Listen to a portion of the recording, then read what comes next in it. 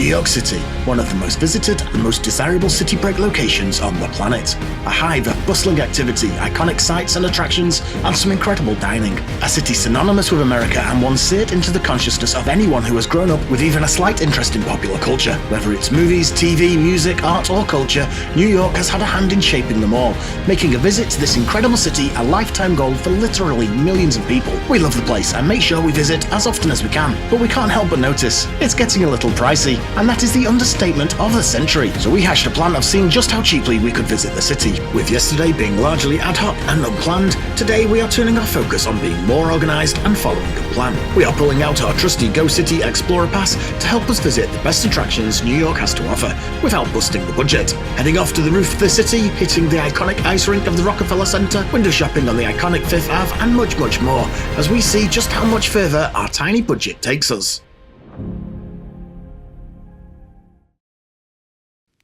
Overnight, the temperature had plummeted, down to -12 or 10 degrees Fahrenheit. Seriously cold, but there had been no more snow and the city was getting back to usual.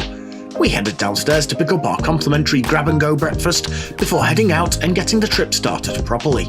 For our attractions or things to do, we were armed with our trusty Go City New York Explorer Pass. This had already been taken out of our budget, which now stands at $249 after yesterday's expenditure. We had no big spending plans today and instead planned on really utilising the pass. Our first stop was our favourite observation deck, the top of the rock.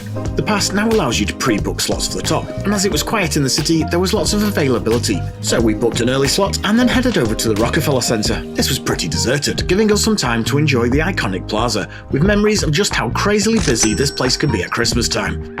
The top of the rock has undergone a few alterations since we last visited, with updated exhibits on the lower decks and some new attractions up on the top. The lifts have been updated, but they are still see-through and allow you to see up the lift shaft as the elevator hurtles to the top. The two new attractions at the top are largely gimmicks, expensive paid extras that are designed to compete with the added bells and whistles of the new decks that have popped up in recent years. The beam lets you sit on a pretend building girder and is lifted up a few feet into the air, and the skylift raises guests even higher into the New York skyline. But overall, these are just gimmicks and not required to get the best out of this deck. The highlight of the top of the rock is, and always will be, the view. Out of all of New York's observation decks, the top of the rock offers the best views, unobstructed 360-degree views of the city. In this TikTok wannabe influencer world we live, people don't seem to want the best view. They instead want some shiny distraction or reflective surface to get their best profile to plaster on the socials, and largely ignore the simply breathtaking view that Manhattan provides. From the top of the rock, this view is completely unheeded by reflective glass or safety barriers, and you really can just gaze out at one of man's most stunning creations. It really is awe-inspiring. But if you want a shiny beach ball filled with helium and the best selfie spot with a hint of the New York City background, then maybe the summit would be more up your street. But if you actually just want to see New York from above, the top of the rock is unbeatable. Well, without taking to the air. This is the only deck that offers views of Central Park, and although the view of the park isn't quite as unobstructed as it used to be, it's still a pretty epic view, and great to see in the snow. One much more welcome addition to the top of the rock is the Weather Room, an indoor and outdoor cafe, serving hot drinks, snacks and even alcohol. It was still early, so we held off on the booze, but a nice hot coffee was more than welcome considering the temperature outside. Back down on ground level, we headed over to our next Explorer Pass attraction, ice skating at the Rockefeller Rink. Amazingly, this is something we have never done.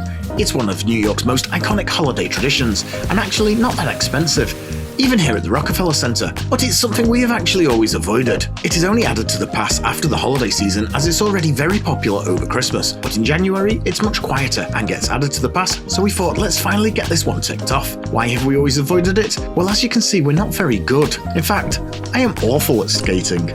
Well, actually, that's not very fair. For a 40-something who has literally never set foot on the ice before, I don't think I did too bad. But I was certainly not very graceful or enchanting. Kate simply banned me from showing any footage whatsoever of her on the ice. Sorry. The good news is, after navigating the ice for a good while and encountering several near misses, we both emerged from the experience unscathed, with another New York icon ticked off the list. After skating, we did a little shopping. Well, window shopping. We did state there was no room in our budget for actual shopping. As far as window shopping goes, FAO Schwartz is about as good as it gets, as there is loads of fun and cool stuff going on in this iconic shop. Kudos to the Rockefeller Center for saving this icon. We also had a quick look at the new Jellycat Cafe, which has opened up in FEO Schwartz. And to be honest, we didn't really get it. There's no food on offer, and instead they just pretend to cook your toys for you. All a bit odd, but it seems to be very, very popular. For our next shopping location, we needed to head quite a way down Fifth Ave, all the way to Madison Square Park and the Flatiron District, heading to the exceptionally popular Harry Potter Experience Shop. This is more like a museum and an exhibit than an actual shop, with heaps of fun displays and actual props from the movies dotted around. For any fans of the Wizarding World, it's a real must. After far too long in the shop, we made our way over to our favourite bar in the world, ready for their 2 to 5 PM happy hour at 235th.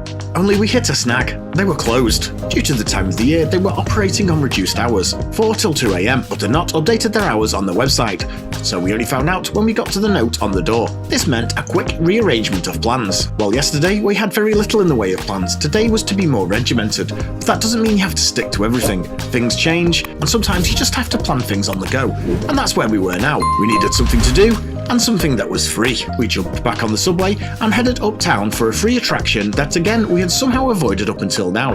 The Roosevelt Island Tram. This iconic tramway operates as a regular piece of New York's transport system, so it's not free as such, but costs $2.90 each way.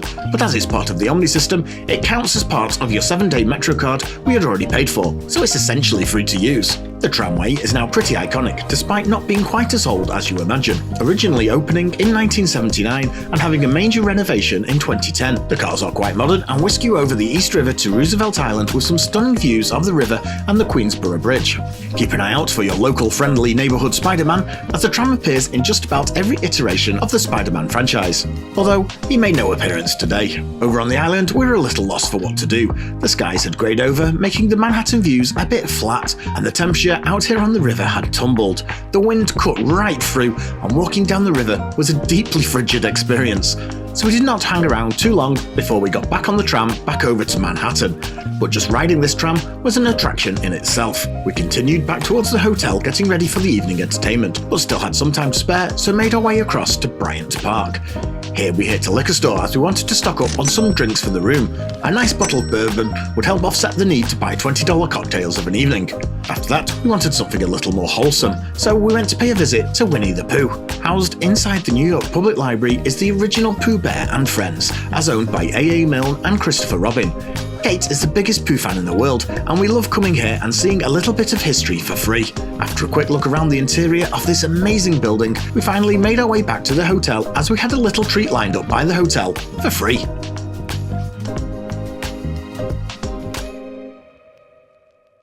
Every Tuesday and Friday in the Edison is Wine Hour. Down in the hotel lobby, the hotel gives out endless pours of free wine for anyone staying in the hotel, or to anyone staying in one of its partner hotels in the Triumph Group. We could have headed across to those on other days for their wine hours too, but we were never quite in the vicinity. With a glass of wine costing $12 to $20 at most New York City restaurants and bars, a free glass is quite a saving. But you're not limited to one glass, and the wine kept flowing for the whole hour, with us managing 5 or 6 glasses without much effort.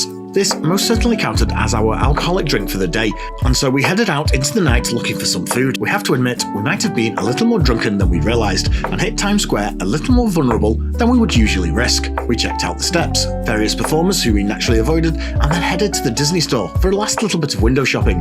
For dinner, we were definitely planning on keeping it cheap, and no trip to America is complete without some kind of fast food burger, and our favourite East Coast outlet is New York's very own Shake Shack. We really like the burgers here, and at only $16 per person, this kept our dinner nice and cheap, with only a minimum impact on the overall budget for the day.